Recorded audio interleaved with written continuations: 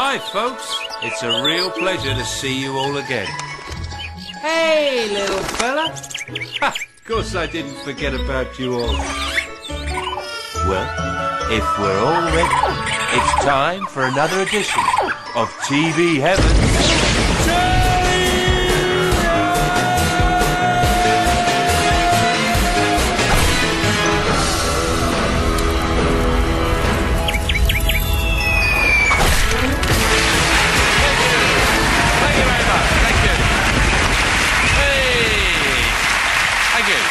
Hello and welcome to TV Heaven, Telly Hell, the show where my guest reveals what they like and what they don't like on the television channel programmes that are on at night time and in the day as well. Right, I'd like you to welcome a hugely talented writer, actress and comedian. Please welcome Ronni and Ancona.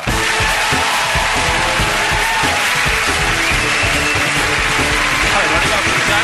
Thank you.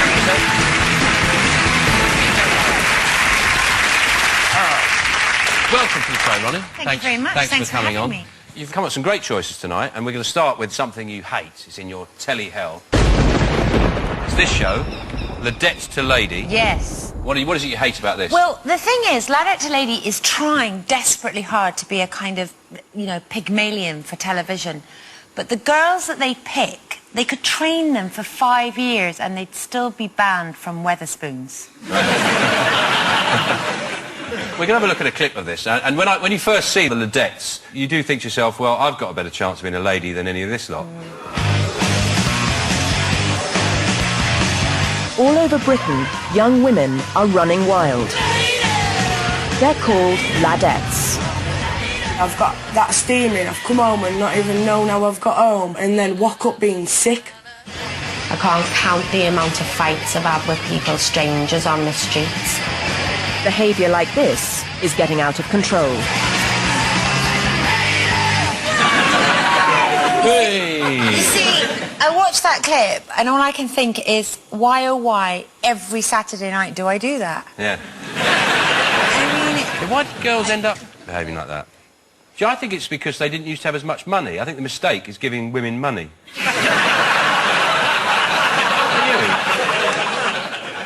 That's laughter of agreement. Because you used to just get vouchers, didn't you, for detergent and stuff like that. And then we'd take you out for a drink on a Friday for half an hour and then send you home.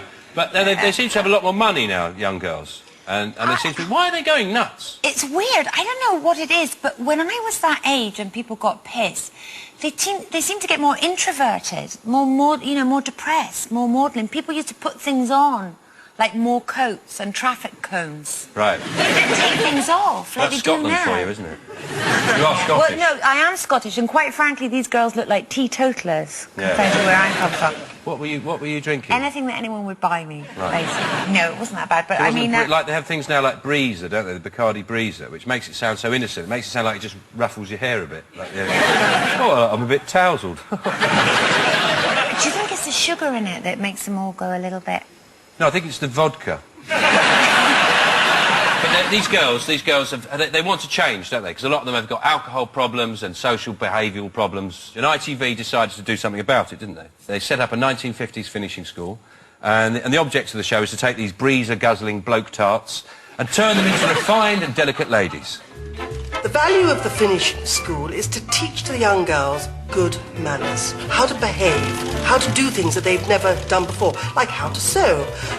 It's loads of bollocks, can't be bothered. I want to blank dressmaking, but I don't. How to cook from scratch, which is very important. I'm not going to touch it. That'll be disgusting. Right, well, I will. The value of flower arranging actually is remarkable. It makes a very dull dining table look wonderful. Also, of course, they can make it a career. The thing is, there's no middle ground in this show, is there? It's all these sort of pissed up young girls kind of behaving quite sordidly and grotesquely, and then there's some sort of out-of-touch battle axe. We're kind of laughing at them, we're laughing at the old biddies. It's just a kind of freak show. I mean, flower arranging, she talks... I mean, I thought what she said, the value of flower arranging is remarkable. I was expecting some kind of Zen-like wisdom and insight, and she said, well, it brightens up a dinner table and, you know, it's a career. Well... How bad can you be at flower arranging? Surely you just go... You could get a job in a funeral parlour spelling out the word mum or whoever. Yeah. Flowers. I've always... You know, when they see that, those funeral things where they says mum, I've always wanted to see one that just says twat. And his mates have all clubbed together because they hated him so much. And just paid for that. You're not going to see it, Sean, because you won't be there. Yeah.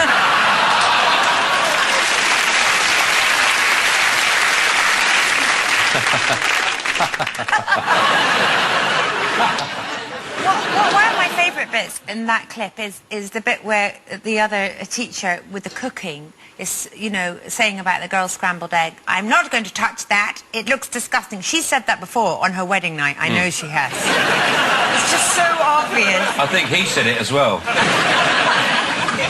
OK, well, let's leave the final word to one of the Ladettes. Oh, you want to take your own? Can't, he's got myxomatosis. What's myxomatosis? His eyes. Well, he's blind. He's not Stevie Wonder, but a rabbit.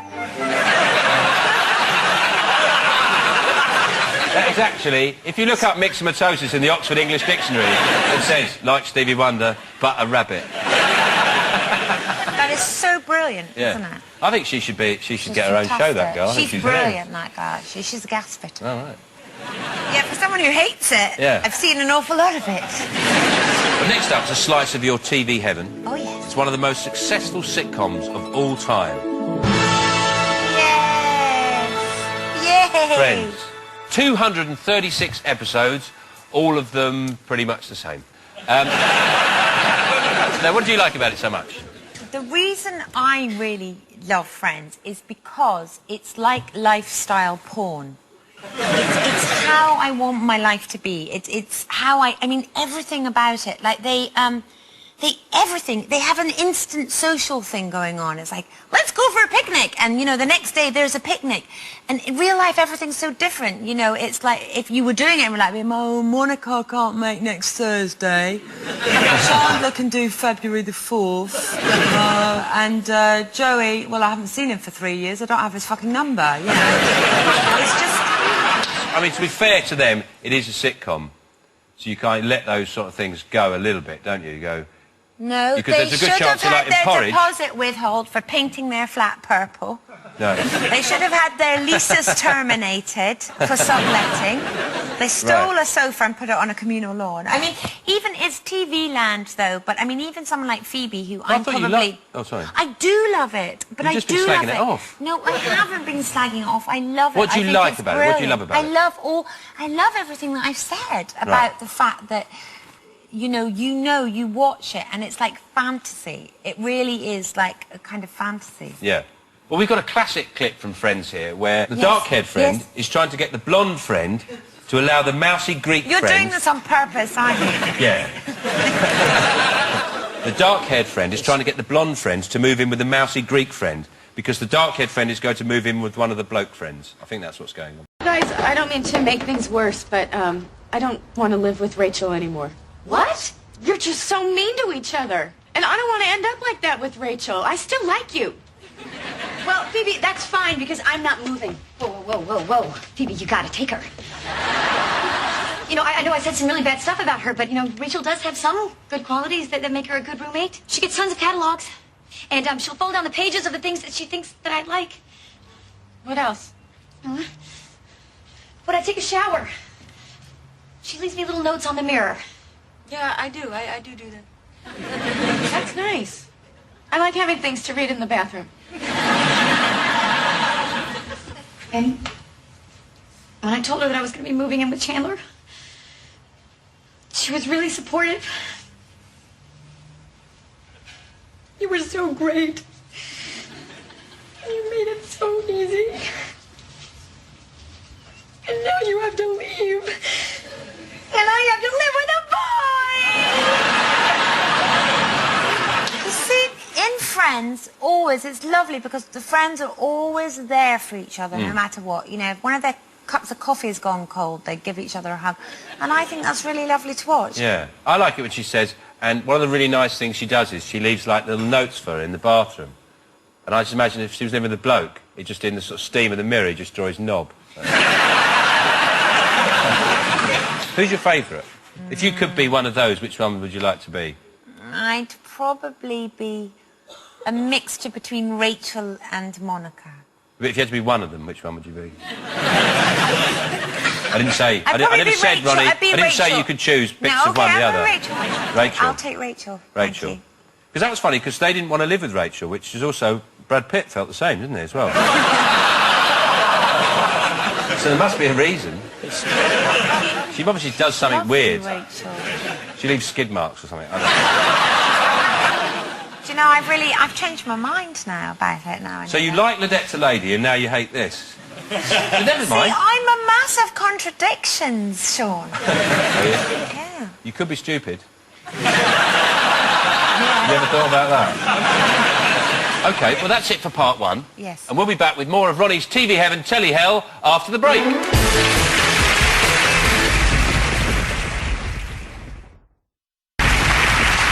Welcome back to TV Heaven, Telly Hell!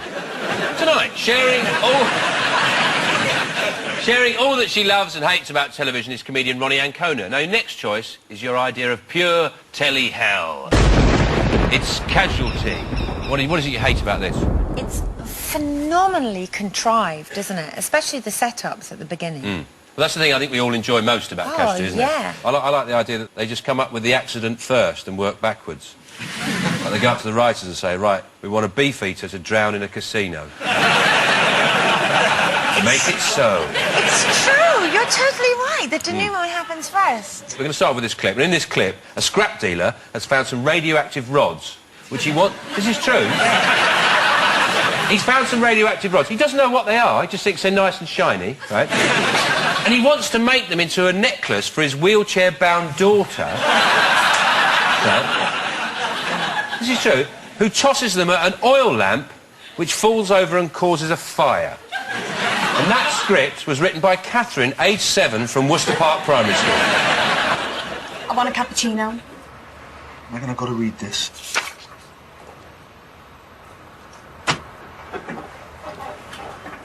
Oh, look, aren't they great? Look the way the light catches them. It's junk. Just like everything else. Every piece has got the potential to be something amazing, like a car, a bridge, a wheelchair. Paperclip. But this could be, well, I don't know, a necklace. Yeah. Imagine it with the stones and your mum's eternity ring. What do you think? Just Sally. But it's your mum's. 44 years isn't my idea of eternity.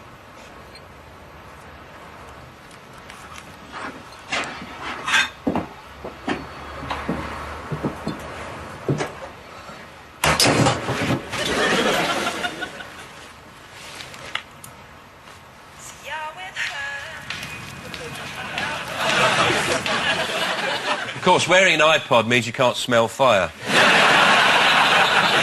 it's amazing, actually. They established her in the wheelchair, but I didn't know they established her as being deaf and blind. Yeah. No sensory reactions at all. The most ridiculous thing about that scene, though, is trying to get a cappuccino near a scrapyard. That, I reckon, is virtually impossible.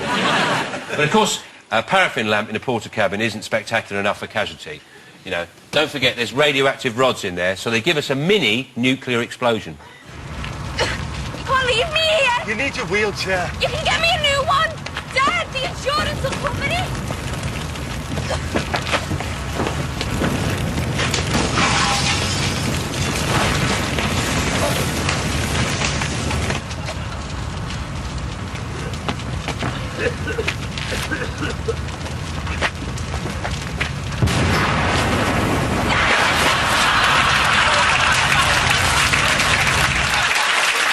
Isn't that fantastic? He's like Superman. He flies through the air. The thing is about that stuff, the budget for the whole series must have gone on that. Everybody has to have ingrowing toenails after that. He's Scrapman. That's who it is, But this isn't the real reason you hate Casualty, is it? Because you have to live... I never really had a problem with programmes like Casualty or anything like that until I married a doctor. And watching something like that with them, they just point out all these inaccuracies all the time and they grind you You know, they start to really niggle at you in a way that they hadn't done before. Uh-huh. Like what? For a start, there's always a lot of romantic intrigue in these programmes between doctors and nurses, which is totally unrealistic. That doesn't happen. They just shag. Right. They just cut out the middle ground. But, I mean, how did you... Did he tell you this? He said, look, part of my job, I'm a doctor. I work very long hours. It's very stressful, and I will shag a lot of other doctors. So I won't be flirting with them. Don't be worried. The trouble is... I only flirt with you, baby. The trouble is, you can't win with a doctor because they can always play the doctor card. You know, they can... you can... Oh, you're back very late. Yeah. You're back very late. Someone's very ill. Someone was dying, and I had to go there to make... You know, you can't win because the doctor card gets in the way. You know, Very the old intimidating doctors, card. aren't they? I always feel very it's always intimidated. that I've had a really rough day. Oh, you've had a rough day. Well, let me tell you. How many people did you tell that they had cancer? You're like, all right. All right, I'll do the washing up again. I got pissed and stood on London Bridge shouting, you've all got cancer! Happy Christmas! Well, we've got another clip for you here. And it's two women bickering while a doctor tries to save the life of a dying politician who's had a heart attack falling down some stairs. How could you let this happen? You knew all about the bruising. He was being monitored and treated to stabilise his heart rhythms. Not good enough. You said he was going to be okay. Look, you pushed him to this. Always prodding him and bullying him and telling him what to do. Help him realise his potential. You only ever helped yourself. And now you're trying to blame these people because you just can't accept, Donna, that there are some things you can't control. Something's changed. He's in VF again. Right, let's shock him. Try. Okay. Charging to 360. Stand clear, please. Oxygen away, all clear. And shock! There's a very, very small, tiny, splitting hairs point. The small problem with that scene is that neither of those women would have been allowed in under any circumstances. Right, because they're actresses. Because they're actresses. Not allowed to have actresses while you're doing doctor work. I mean, they asked the consultant, what are you doing? And he replies. They wouldn't have been He'd have got the resuscitation, just put it on their faces, gone, boom, and then gone flying through the doors. You've got a lot of anger in you, haven't you, Sean? Yeah, but is your husband, he's not someone to sort of, you know, spend a lot of time listening to people's problems. He just gets the job done, whips out whatever needs whipping out, or puts in whatever needs putting in. He's not a surgeon, you see. Oh, right. Doesn't matter, they're not interested. Yeah, not interested. What does he do? He's a physician. Well, Right. he's a consultant rheumatologist, which is everything to do with the musculoskeletal system. Right. He glaze over. Right. So it's something to do with ukuleles? The thing I don't like about doctors, I mean, fair enough, they save your life, I'll give them that. It's that look they have. They look at you as if to say, I'm a doctor. What have you done with your life? And now you're ill.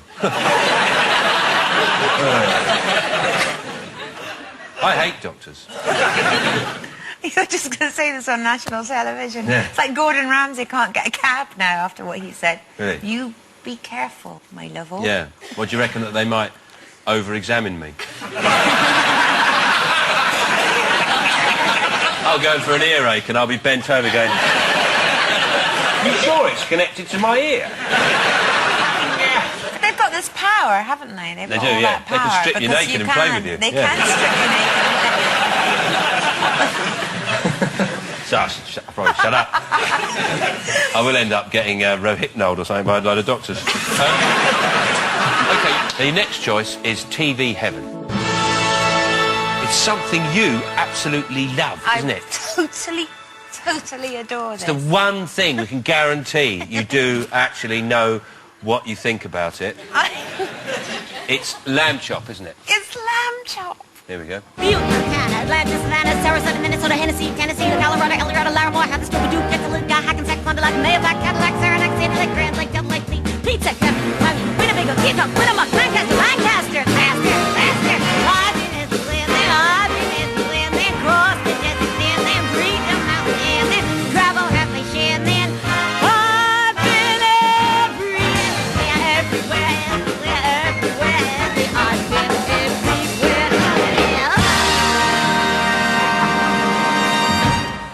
Sean, I've just realised I don't think I like it anymore.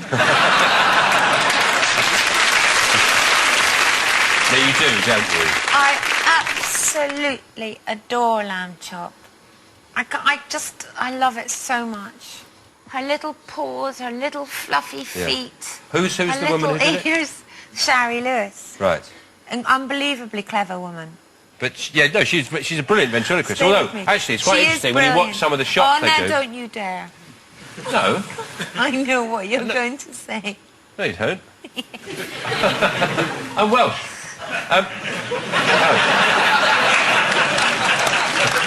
No. Often when she does her ventriloquy, what's it called when you do it? Ventriloquism?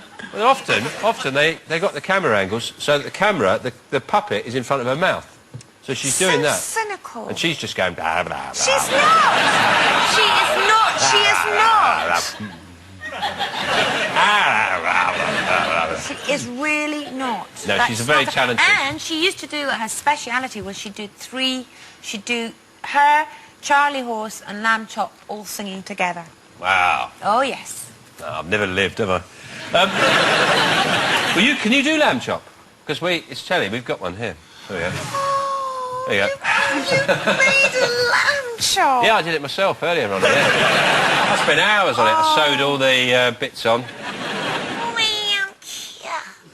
I know I sound a little different from lamb chop, but that's because a stranger's just shoved her hand up my arse.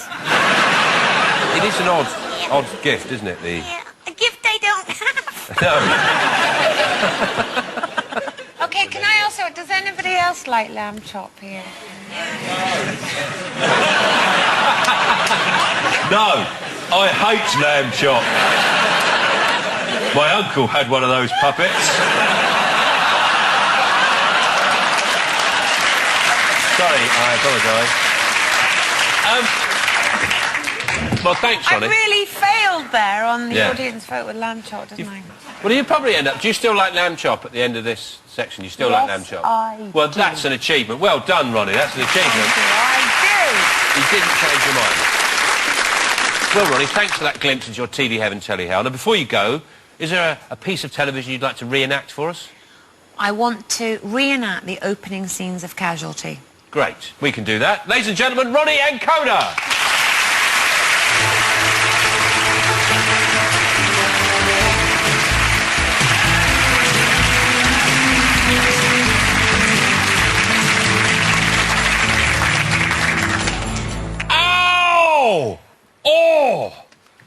Oh, Ronni!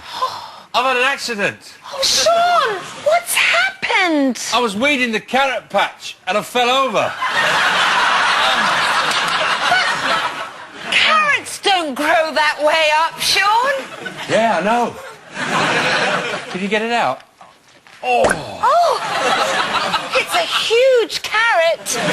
Right, I'm going to have a bath. I think I'll take this electric fire, because it's quite chilly up there. First things first, though, could you please sort out that 10-ton weight? It's been there for weeks. Calm down, dear. You know you've got a dodgy heart. Oh, and have you fed those piranhas? Yeah, I've just done it, actually. Oh, that looks nasty. Do you think you should get along to the hospital? It would take something a lot more serious than this, Sean, to get me to go to Casualty, let me tell you. Oh, no! I better phone the hospital. Uh-oh! And now I've knocked a jug of plague over. Not my day.